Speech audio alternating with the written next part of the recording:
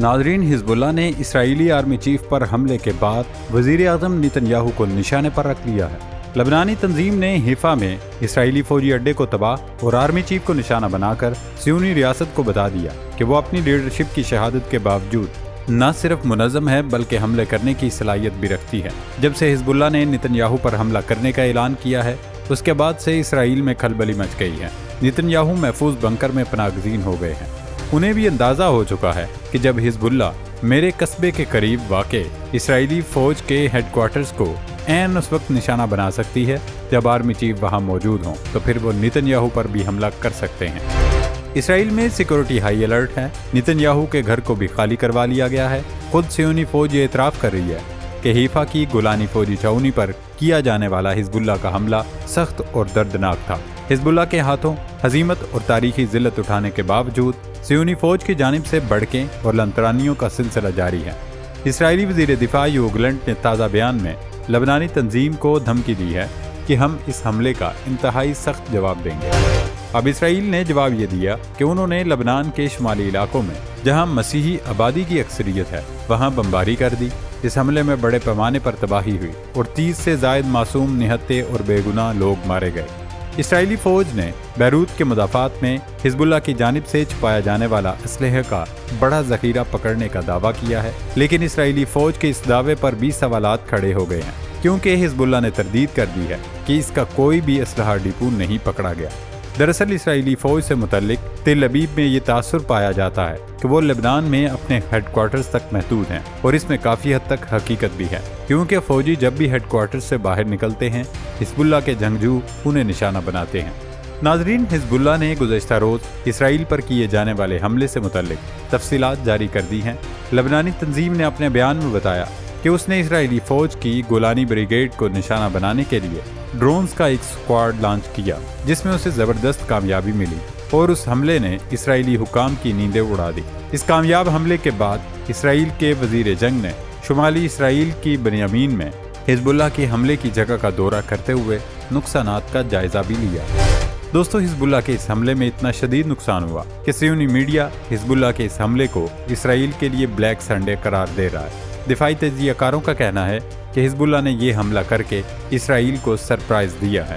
نہ صرف اسرائیل بلکہ تمام دفاعی تجزیہ کار بھی حیران پریشان ہیں کہ حزب اللہ کیسے اتنا مؤثر اور مہلک حملہ کر سکتی ہے۔ عسکری امور کے مبصرین کا کہنا ہے کہ حزب اللہ کی جانب سے اس قسم کے مہلک حملے کا اس سے قبل ہم نے مشاہدہ نہیں کیا تھا۔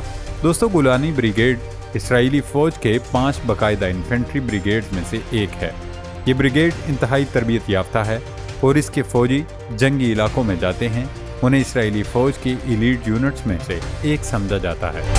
حزب اللہ نے گزشتہ روز حیفا کے جنوبی علاقے بنیامین میں قائم فوجی چھاؤنی کی اینٹ سے اینٹ بجا ڈالی تھی۔ اسرائیلی فوج نے 4 فوجیوں کی ہلاکت کا اعتراف کیا تھا، لیکن ایرانی میڈیا اپنے ذرائع سے دعویٰ کر رہا ہے کہ حزب اللہ کے حملے میں 25 صہیونی فوجی ہلاک ہوئے اور 150 سے زائد زخمی ہوئے، جبکہ حزب اللہ نے ہلاک ہونے والے فوجیوں کی تعداد تو نہیں بتائی، البتہ یہ ضرور کہا کہ اس حملے میں صہیونی فوج کو بھاری نقصان اٹھانا پڑا۔ حزب اللہ کی جانب سے جاری کی گئی ایک ویڈیو سوشل میڈیا پر کافی وائرل ہے، جس میں فوجی ہیڈ کوارٹرز کی چھت میں بڑا سا شگاف دیکھا جا سکتا ہے۔ اس ویڈیو سے متعلق دعویٰ کیا جا رہا ہے کہ یہ چھت کا وہ مقام ہے جہاں سے لبنانی ڈرون عمارت میں گھسا اور اس نے تباہی مچائی۔ حزب اللہ کے ڈرون اسرائیلی فضائی دفاعی ریڈاروں میں بغیر کسی سراغ لگائے گھسنے میں کامیاب ہوئے اور اپنے ہدف تک پہنچے۔ حزب اللہ کا کہنا ہے کہ اس حملے میں مارے جانے والے صہیونی فوجی لبنان میں بڑے ایکشن کی تیاری کر رہے تھے۔ حملے میں اسرائیلی فورسز کے سینئر کمانڈر بھی مارے گئے۔ دوستو، حزب اللہ نے اس حملے میں جو ڈرون استعمال کیا اسے اسٹرائک ڈرون کہا جاتا ہے۔ یہ ہوا میں رہتے ہوئے ہدف کی نشاندہی کر سکتا ہے اور خود تباہ ہونے سے قبل ہدف پر میزائل داغ سکتا ہے، یعنی کہ اگر اسرائیل کا آئرن ڈوم یا امریکی ایئر ڈیفنس اس ڈرون کو انٹرسپٹ کر بھی لیتا تو اس کے پاس یہ صلاحیت موجود تھی کہ تباہ ہونے سے پہلے ہدف پر میزائل داغ دیتا۔ اس قسم کا ڈرون لڑاکا طیاروں کا متبادل سمجھا جاتا ہے۔ اسرائیل کی جانب سے دعویٰ کیا جا رہا ہے کہ حزب اللہ نے 2 ڈرون سے ایک ساتھ حملہ کیا تھا، ایک کو مار گرایا تھا جبکہ دوسرا ڈرون ہدف تک پہنچا۔ اگر ایک ڈرون نے اتنے بڑے پیمانے پر تباہی مچائی ہے تو دوسرا اگر نشانے پر لگتا تو کیا قیامت مچاتا۔ اسٹرائک ڈرون ایک مثالی ہتھیار کی نمائندگی کرتے ہیں۔ یہ ایک ہی وقت میں کمانڈ سینٹرز اور مختلف پلیٹ فارمز کے ساتھ جنگی ڈیٹا شیئر کرتے ہیں۔ اس ڈرون کے دیگر فوائد یہ ہیں کہ انہیں پورٹیبل پلیٹ فارم سے لانچ کیا جا سکتا ہے یا مارٹر لانچ ٹیوب کی طرح لانچ ٹیوب سے بھی لانچ ہو سکتے ہیں۔ ان ڈرونز کو زمین، سمندر اور فضا سے بھی بھیجا جا سکتا ہے۔ بعض صورتوں میں شروع کیے گئے جنگی مشنوں کی نوعیت اور ہدف کے مقام کے مطابق ان کو چلایا جاتا ہے۔ ناظرین، حزب اللہ کے حملے میں اسرائیلی آرمی چیف خوش قسمتی سے بچ گئے، لیکن اس حملے نے پوری صہیونی ریاست سمیت آرمی چیف کے بھی اوسان خطا کر دیے ہیں۔ انہوں نے حزب اللہ کے حملے میں تباہی کا نشانہ بننے والے ہیڈ کوارٹرز کا دورہ کیا۔ اس موقع پر خطاب میں انہوں نے کہا کہ ہم جنگ کی حالت میں ہیں اور مقبوضہ فلسطین کے اندر ایک فوجی ٹریننگ سینٹر پر حملہ سخت ہے اور اس کے نتائج تکلیف دہ ہیں۔ اسرائیلی وزیر دفاع یوو گلینٹ کا کہنا ہے کہ اسرائیل حزب اللہ کو حملے کا انتہائی سخت جواب دے گا۔ اسرائیلی وزیر دفاع نے گزشتہ رات اپنے امریکی ہم منصب لائیڈ آسٹن سے بات کی اور اس دوران حملے کی شدت اور حزب اللہ کے خلاف شدید رد عمل دینے کے فیصلے کو واضح کیا۔ صہیونی فوج نے بوکلاہٹ میں شمالی لبنان کے ضلع زغرتا پر بم برسا دیے۔ اسرائیل اور لبنان کے درمیان حالیہ دنوں میں شروع ہونے والی کشیدگی کے بعد یہ پہلا موقع ہے کہ IDF نے لبنان کے شمالی علاقوں کو نشانہ بنایا۔ اب تک تمام حملے الزاہیہ اور اس سے متصل جنوبی علاقوں میں کیے گئے تھے، لیکن یہ پہلی بار ہوا ہے کہ شمالی علاقوں پر بم گرائے گئے۔ جس علاقے پر حملہ ہوا یہ مسیحی اکثریتی علاقہ ہے اور اس حملے میں 30 سے زائد لوگوں کی ہلاکت کی اطلاع ہے۔ اس کے جواب میں حزب اللہ نے جنوبی لبنان کے سرحدی شہر مارون الراس کے اندر اسرائیلی فوجیوں کو نشانہ بنایا۔ اسرائیلی فوجی روزانہ کی گشت پر تھے۔ حزب اللہ کے جنگجوؤں نے توپ کے گولوں سے صہیونی فوجیوں کو بھون ڈالا۔ اس حملے میں اسرائیلی فوج کو بھاری جانی نقصان اٹھانا پڑا۔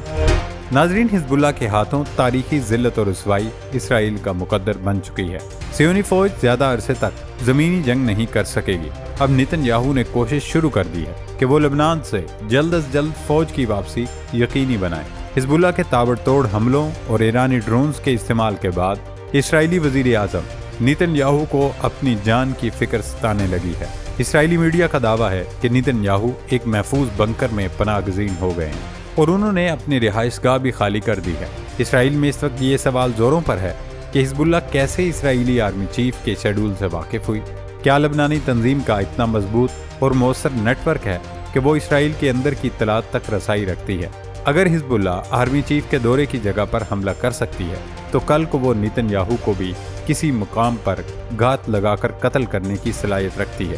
اسرائیل کے ایئر ڈیفنس سسٹم کی اہلیت اور صلاحیت پر بھی سوال اٹھائے جا رہے ہیں۔ سابق صہیونی فوجیوں کا کہنا ہے ابھی تو حزب اللہ اپنی مدد آپ کے تحت لڑ رہی ہے، لیکن جب وہ ایران کے فراہم کردہ میزائلوں اور ڈرونز کی بارش کرے گی تو پھر کیسے ہم اپنا دفاع کر سکیں گے؟ اور اگر درمیان میں القدس فورس کود گئی تو پھر تو یہ سب لوگ مل کر اسرائیل کا کیما بنا دیں گے۔ اب دیکھنا یہ ہے کہ پاکستان میں ہونے والے شنگھائی تعاون تنظیم کے سربراہ اجلاس میں روس اور چین غزہ، لبنان اور شام کے معاملے پر کیا موقف اختیار کرتے ہیں۔ اگر ان ملکوں نے حزب اللہ کی حمایت کا اعلان کر دیا تو پھر اسرائیل کا معاملہ مک جائے گا اور صہیونی ریاست کا ناپاک وجود بھی دنیا کے نقشے سے مٹ جائے گا۔